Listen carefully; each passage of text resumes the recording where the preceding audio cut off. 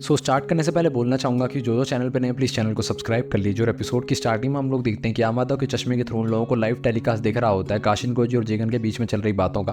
तो हम लोग देखते हैं स्टार्टिंग के अंदर काशिन कोजी और जीगन आमने सामने बैठे होते हैं और काशिन कोजी उसको बोलता है कि तुमने मुझे मिशन भेजा था कि वेसल को रिट्रीट करने का, यानी कि कावाकी को वापस लाने का, लेकिन तुम खुद लीफ विलेज में जाके कभी भी ये सब कुछ कर सकते थे, जैसा कि मुझे अभी थोड़ी देर पहले पता चला है। लेकिन फिर तुमने मुझे भेजा ही क्यों? मैं तुमसे रीज़न जानना चाहता हूँ उसका। तो जीगन बोलते हैं ये सब कुछ मेरे प्लान का हिस्सा था। मैंने कावाकी को उस समय ट्रांसपोर्ट इसलिए करवाया ताकि मुझे ट्रेटर के बारे में पता चल सके। तो काशिन कोजी बोलता है फिर तो विक्टर का तुम्हें पता चल गया था और विक्टर को तुमने खत्म कर दिया था, फिर तुम मुझे मिशन से वापस बुला सकते थे। तो जीगन बोलता है कि विक्टर को तो सिर्फ फंसाया गया कुछ लोगों के द्वारा जिन्होंने सच में वैसल को चुराने का प्लान बनाया था। और मुझे पता है काशिन कोजी तुम बिना कुछ आमादों के कहीं कुछ करते नहीं हो। तो तुम मुझे ये बताओ कि तुमने और आमादों ने कावाकी को एस्केप करने में मदद करी क्यों, और तुम लोगों का ये प्लान क्या था? तभी कावाकी जब ये सुनता है कि उसकी मदद काशिन कोजी और आमादो ने करी थी बच के निकलने के लिए, तो वो हैरान हो जाता है कि आखिरकार ये लोग कर क्यों रहे हैं। तभी जीगन काशिन कोजी को बोलता है कि मैं तुम्हें ब्लेम नहीं कर रहा हूँ कि तुमने कावाकी को पकाया, लेकिन मैं बस तुम्हारा मोटिव जानना चाहता हूँ कि आखिरकार तुम्हारा और आमादो का मोटिव क्या था मुझे धोखा देने के पीछे। क्योंकि हम सब इनर्स का एक मत था कि हम लोग चक्रा फ्रूट के लिए ये सब कुछ कर रहे हैं, फिर भी तुम लोगों ने मुझे धोखा दिया। तभी नारुतो बोलता है चक्रा फ्रूट मतलब वही फ्रूट जो कि डिवाइन ट्री से उगता है। तभी काशिन कोजी बोलता है कि तुम चाहे अपने गुस्सा छुपाने की कितनी भी कोशिश कर लो, लेकिन मुझे पता है तुम अभी मेरे ऊपर अटैक करने वाले हो। और जैसे ही ये सुनता है जीगन, वैसे हम लोग देते वो श्रिंक हो जाता है और काशिन कोजी उसके ऊपर अटैक कर देता है अपने शूरिकेन से, लेकिन जीगन उसके पीछे आ जाता है और अपने चक्रा ब्लेड से उसके ऊपर अटैक कर देता है, जिससे काशिन कोजी नीचे गिर जाता है। तो जीगन हंसते हुए बोलता है अभी मैं तुम्हें मारूंगा नहीं, अभी मैं तुमसे सब कुछ सच सच निकलवाऊंगा, उसके बाद तुम्हें खत्म करूंगा। तो हम लोग इतने वो काशिन कोजी का शैडो क्लोन होता है और काशिन कोजी पीछे से बोलता है कि मेरा मोटिव जानना चाहते हो? मेरा मोटिव यही है तुम्हें मारना, मुझे पैदा इसलिए किया गया था ताकि मैं तुम्हें खत्म कर दूं। तभी आमादो नारुतो को बोलता है कि अभी जीगन के पास पावर बहुत कम बची है तुमसे फाइट करने के बाद, तो यही सिर्फ अपॉर्चुनिटी है उसको खत्म करने की। अगर हम लोग उसको अभी नहीं मार पाए तो कभी नहीं मार पाएंगे। तो नारुतो बोलते हैं लेकिन तुम उसको मारना क्यों चाहते हो, वो तो तुम्हारा लीडर था ना। तो आमादो बोलता है कि हाँ वो कारा का लीडर है, लेकिन मैं और काशिन कोजी का मोटिव अलग है, हम लोग उसको शुरुआत से ही मारना चाहते थे, इसलिए हम लोगों ने ये सब कुछ किया है। तो जीगन काशिन कोजी को बोलता है कि आमादो सिर्फ तुम्हारा इस्तेमाल कर रहा है एक टूल की तरह, तुम सिर्फ यूज हो रहे हो। तो काशिन कोजी बोलता है इसीलिए तो शायद शिनोबी बने होते हैं, उनका एक मिशन होता है और मैं खुश हूँ कि मैं टूल की तरह यूज हो रहा हूँ। उसके बाद वो अपने फायर बॉम्ब जुसू से उसके ऊपर अटैक कर देता है, जिसको कि जीगन इजीली अपने कर्मा से अब्जॉर्ब कर लेता है। तभी हम लोग देखते हैं कि काशिन कोजी उसके ऊपर अपने ऑयल रोड का इस्तेमाल करता है और बहुत सारे मेंढक उसके आसपास लगा देता है। तो नारुतो जब उसके इस फाइटिंग स्टाइल को देखता है तो नारुतो को चिंता होती है कि फाइटिंग स्टाइल तो, और हम लोगों को पता है कि जिराया की तरह है। तभी हम लोग देखते हैं वो जो टोड होते हैं उनके अंदर ब्लास्ट हो जाता है और बहुत जोर से ब्लास्ट होता है, जिससे जीगन जलने लग जाता है। और इस ब्लास्ट की वजह से जो टेलीकास्ट करने वाला फ्रॉग होता है वो नीचे गिर जाता है और उनका टेलीकास्ट भी रुक जाता है। तो वो लोग पूछते हैं ये क्या हो रहा है? तो आमादो बोलता है टेलीकास्ट जल्दी शुरू हो जाएगा, कुछ खराबी हो गई होगी, लेकिन मैं तुम्हें बहुत सारी चीजें और एक्सप्लेन करना चाहता हूँ। तो नारुतो बोलता है मतलब तुम्हारे हिसाब से जो जीगन है वो ओसुजुकी है, तुम पक्का श्योर हो? तो आमादो बोलता है कि हाँ वो ओसुजुकी है, लेकिन कोई टाइम था जब जीगन जो था वो ऑर्डिनरी इंसान था जैसा कि हम लोग हैं। लेकिन ये सब कुछ जानने से पहले तुम लोगों को ये जानना होगा कि ओसुजुकी होते क्या और उन लोगों का मकसद क्या होता है। तो तुम लोग ये जान सकते हो कि ओसुजुकी जो होते हैं वो एलियन होते हैं जो कि पृथ्वी पर सिर्फ तबाही मचाने के लिए आए होते हैं। उनका काम सिर्फ एक ही होता है, वो डिवाइन ट्री को उगाते हैं किसी प्लेनेट के ऊपर और उससे चक्रा फ्रूट निकलवाना। एक बार जो डिवाइन ट्री उगता है उसके बाद वो सारे प्लेनेट से उसका चक्रा ले लेता है, उसकी लिविंग फॉर्म ले लेता है और वो प्लेनेट को सुखा देता है। और ये जो चक्रा फ्रूट होता है इसके अंदर बहुत ज़्यादा ट्रेमेंडस एनर्जी होती है और जेनेटिक डाटा होता है सारे उस प्लेनेट के जीवों का, जिसको कि जब ओसुजुकी खाते हैं तो वो अपने आप को अपडेट कर लेते हैं और इसी तरीके से उनकी स्पीसीज जो है वो इवॉल्व होती रहती है, वो गॉड लाइक बीइंग है। तभी जब कतास्की ये सब कुछ सुनता है तो वो काफ़ी ज़्यादा हैरान हो जाता है और बोलते हैं कितना ज़्यादा एक्साइटिंग है ये सब कुछ।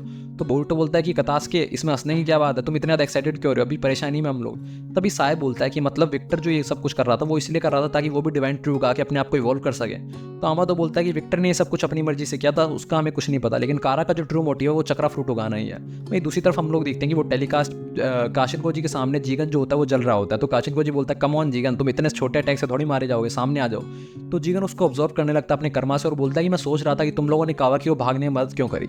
मुझे इतना तो समझ में आ गया कि तुम कर्मा को इन्वेस्टिगेट करना चाहते थे और तुम उसकी वीकनेस का पता लगाना चाहते थे, लेकिन जैसे ही तुम्हें पता चला कि बोरुतो के पास भी कर्मा है तो तुमने सोचा कि कावाकी को उसके साथ रख के देखते हैं क्या पता ही क्या रिएक्ट करते हैं, इसलिए तुमने शायद उसको लीफ विलेज भेजा है ना। तभी आमादो बताता है कि सास्के उचिया तुम्हें मेरे ऊपर विश्वास करना चाहिए, क्योंकि तुम लोगों को एयरशिप के अंदर कोऑर्डिनेट्स मिले थे जहाँ पे सिर्फ तुम्हारे जुस्सू से जाया जा सकता है। ये सब कुछ मैंने ही रखा था ताकि तुम लोग वहाँ पे आसानी से जा सको और तुम लोगों को टेंटेल के एग्जिस्टेंस के बारे में पता चले। टेंटेल जो यहाँ पे है इश्की के पास में, वो टेंटेल एक अजीब सी स्पीशी है जो कि नॉर्मल टेंटेल से थोड़ी सी अलग है। हम लोगों को इतना पता है कि जो भी ओसुजुकी होते हैं उनके पास हमेशा टेंटेल होती है, क्योंकि टेंटेल ही आगे जाके डिवाइन ट्री के अंदर बदलती है। और डिवाइन ट्री जो होता है वो जैसे एक बारी चक्रा फ्रूट को देता है, वैसे ये जो ओसुजुकी होते हैं उस चक्रा फ्रूट को खा के दूसरे प्लेनेट पर चले जाते हैं और इस प्रोसेस को दोबारा रिपीट करते हैं। तो साय बोलता है कि मतलब जो बंदा हमारे प्लेनेट को खत्म करना चाहता है वो जीगन है ना, जिसके पास ये टेंटेल है।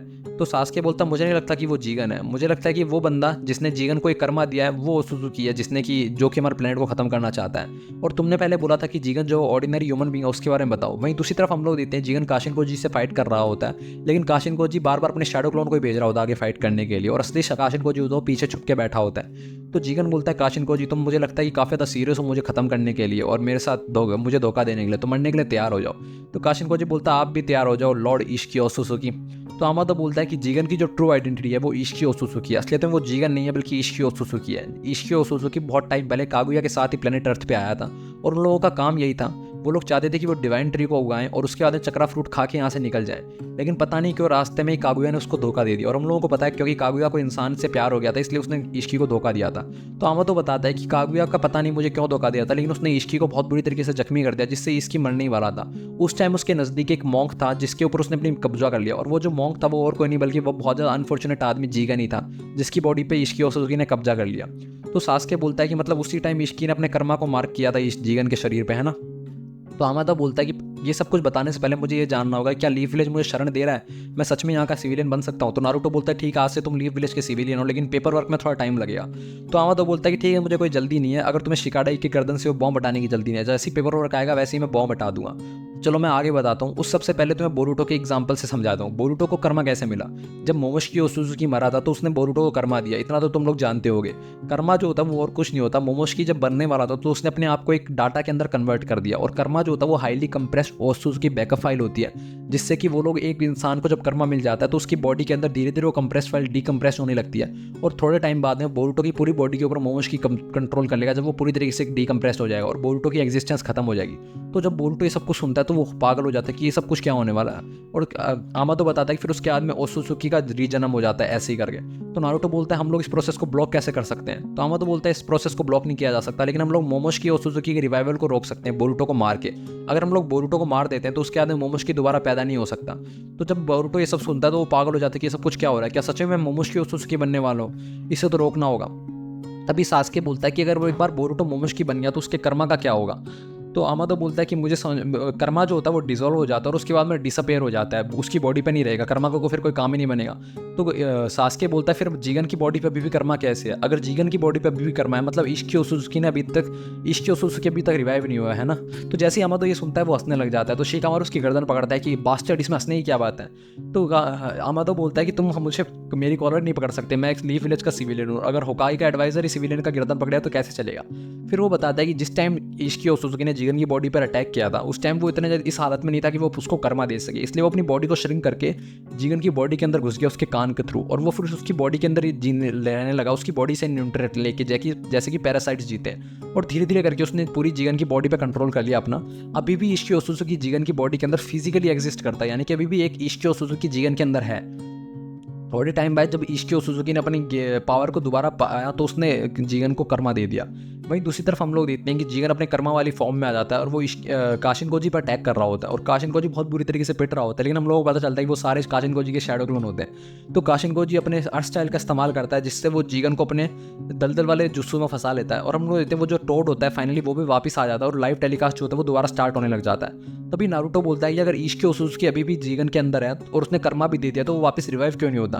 तो आमादो बोलता है कर्मा देने का जो असली मकसद होता है वो होता है राइट टारगेट को चूज करना। उस टाइम सिर्फ अनलकी जीगन वहाँ पे मौजूद था, इसलिए उसने अपने आप को जीगन के अंदर ही कन्वर्ट कर लिया, लेकिन अगर जीगन के अंदर वो रिवाइव हो जाता है तो वो थोड़े टाइम के अंदर ही मर जाएगा क्योंकि जीगन की बॉडी उसके चक्रा को झेल नहीं सकती, इसलिए इश्की ने अपना नया वेसल ढूंढना शुरू कर दिया है। तो नारुतो बोलता है अच्छा, और इश्की ओसुजुकी का नया वेसल है कावाकी, है ना, इसलिए तुम कावाकी को वेसल बोल रहे थे। तो आमादो बोलता है कि हाँ। तभी हम लोग देखते हैं वो जो कनेक्शन होता है वो दोबारा से रिस्टैब्लिश हो जाता है और उनको लाइव टेलीकास्ट दिखने लगता है, जिसमें वो लोग देखते हैं कि जीगन जो होता है वो दलदल के अंदर फंसा हुआ होता है और वो अचानक से उस दलदल से बाहर निकल जाता है, और उसके बाद वो अपने चक्रा ब्लेड से काशिन कोजी के ऊपर अटैक कर देता है, लेकिन हम लोग देखते हैं काशिन कोजी इससे ही बच जाता है, और जैसे ही जीगन नीचे उतरता है जमीन पे आता है तो वो देखता है कि वो एक समनिंग मार्क के ऊपर खड़ा है, और हम लोग देखते हैं वहाँ से जो काशिन कोजी होता है एक फ्लेम को समन कर लेता है। तो जीगन बोलता है तुम्हें क्या लगता है कि तुम मुझे इससे हरा दोगे, और वो जैसे अपने कर्मा से उसको ऑब्जर्व करने लगता है उसको पता चलता है कि वो फ्लेम ऑब्जर्व भी नहीं हो रही है। तो जीगन बोलता है कहीं ये वो फ्लेम तो नहीं है। तभी अभी आमादो नारुतो को बोलता है कि हम लोग कावाकी की बॉडी के ऊपर जीगन को रीबर्थ नहीं इश्की ओसुजुकी को रीबर्थ नहीं होने देंगे, और मैं तुम्हें बताऊंगा कि ओसुजुकी को मारा कैसे जा सकता है। इसी के साथ एपिसोड खत्म हो जाता है। अगले एपिसोड के लिए बने रहिए हमारे साथ।